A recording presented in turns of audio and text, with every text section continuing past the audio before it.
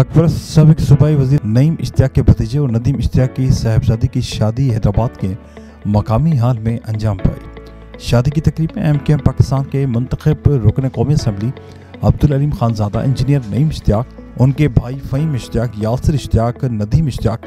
MKM राब्ता committee के रुकन दिलावर कुरैशी, एडवोकेट बाबर आजम, एडवोकेट यावर कुरैशी, मजहर अहमद सिद्दीकी, गोहर परवेज, आमिर शफीक, मौलाना सफदर, मौलाना दानिश अत्तारी, जहाज़ पत्तारी, हाजी गुलशन इलाई, मोहम्मद मुइज़, मोहम्मद आरिफ, सैयद मुशाहिद हुसैन, सलमान अल्ताफ हुसैन, कौमी अखबार हैदराबाद के राहत काज में फोटोग्राफर उमर हयात, शाह वलीउल्लाह, दरवेश हुसैन, फरहान नईम, बिलाल नईम, इब्राहिम यासिर, फहद अहमद सिद्दीकी के अलावा शहर की मारूफ समाजी शख्सियात, अमायदीन और रिश्तेदारों की बड़ी तादाद ने शिरकत की और नईम इश्तियाक और उनके भाई नदीम इश्तियाक को मुबारकबाद दी।